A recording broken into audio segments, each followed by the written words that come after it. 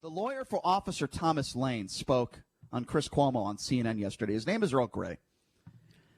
And we have learned that this guy, Thomas Lane, does have a record, and not a good record.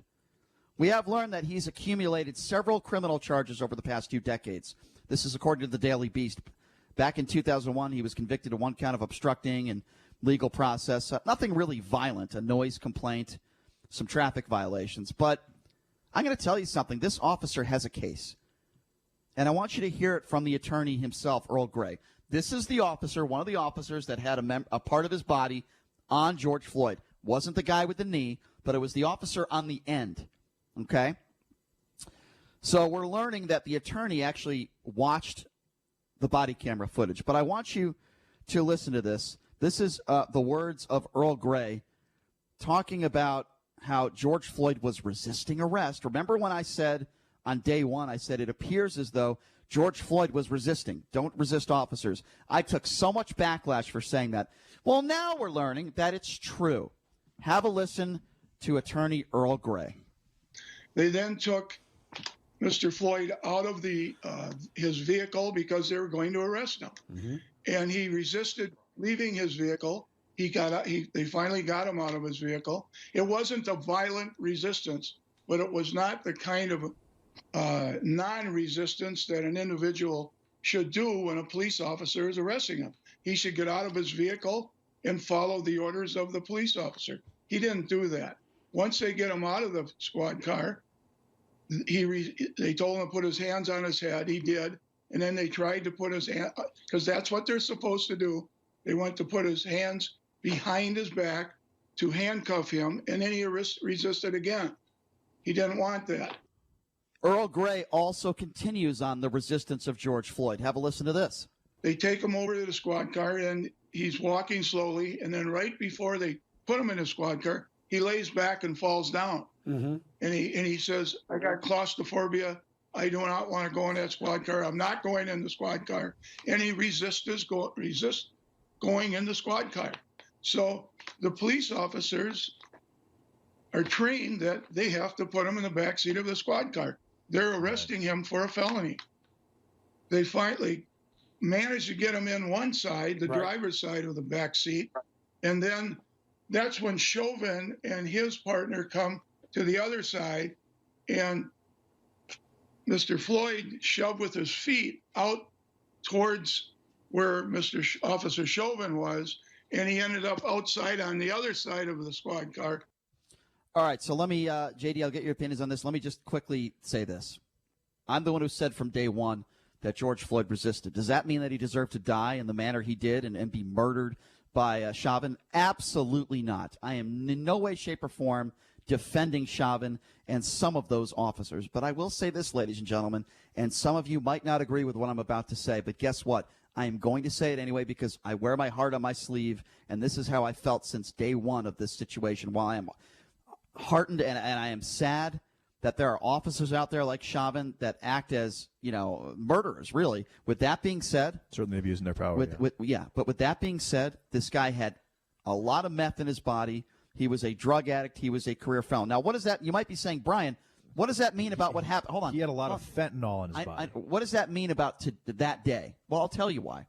If you have a bunch of drugs in your system while you're committing a crime of allegedly, pandering or trying to use fake bills, which is ignorant in itself, chances are you're probably not going to behave right, and you're not going to behave accordingly when police officers are trying to restrain you and arrest you. Well, especially if you have a career, history. George Floyd had been to jail 6 times in 20 years. But I want to focus on that day. So what do you think? I think if he didn't die under those circumstances, he would likely be in jail right now. Okay, because of how extensive his criminal history is. So what I'm saying is George Floyd probably didn't want to be arrested by police officers because he had serious consequences if it did happen to him. Perhaps, but I want to focus on his actions that day because I think that's most important. He had drugs in his system. He had just allegedly committed a crime in trying to use fake bills. Does that mean the man deserved to get murdered and die? Absolutely not. But you know what? When you have this attorney saying that he was kicking in the car, that he refused to get in the back seat of the car, if he just got in that back seat and wasn't resisting, he would not be dead. Again, it does not excuse what some of these officers did. But it's what I say all along, ladies and gentlemen. Don't resist arrest. Even if you believe the officers are wrong, all George Floyd had to do was get in that squad car, and he probably would be out of jail now. He probably would have been cited for something. Instead, he was on drugs. He was not acting right. And by the way, very telling what Earl Gray, Gary, is that his name? I keep calling him Earl Gray. Earl Gray, like okay. the T. There's a typo here. Earl Gray. Okay, it's Earl Gary. Okay, Earl Gray. There's an issue here that is very important that could save these officers some decades in prison, and it is this.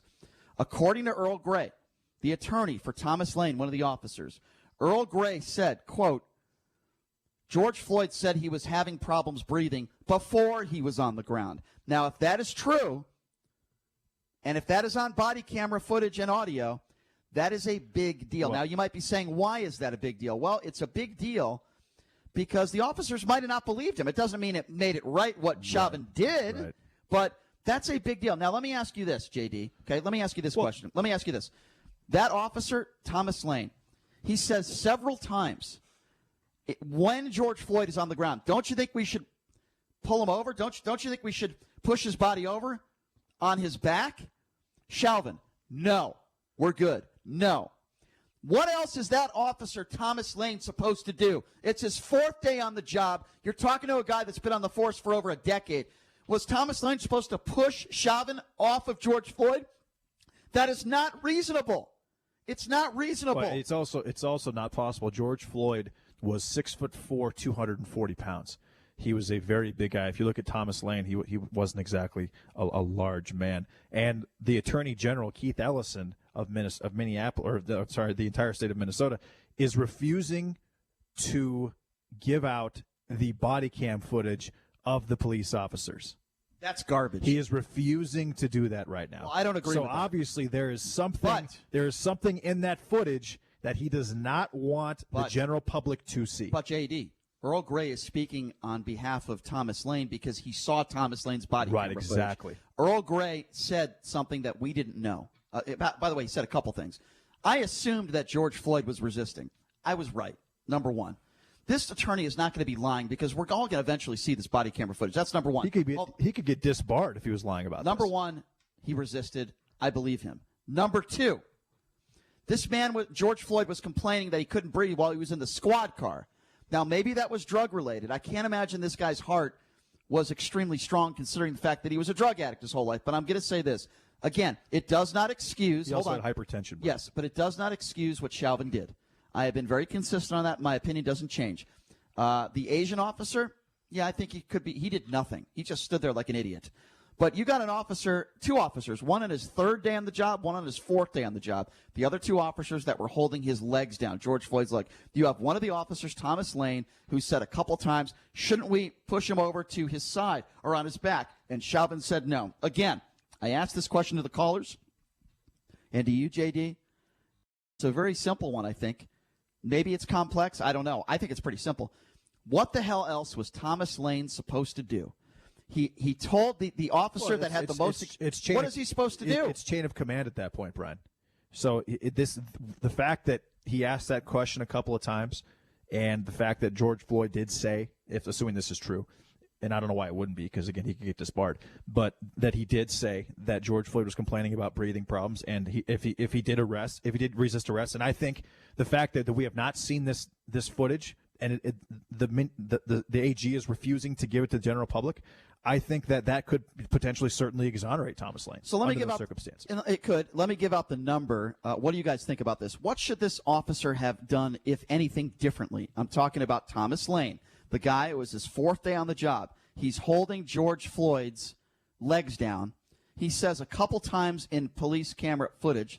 He says a couple times, should we pull him over to his side? Should we pull him over on his back? And Chauvin says no. At that moment, what else is Officer Thomas Lane supposed to do? How can you charge him with a crime there?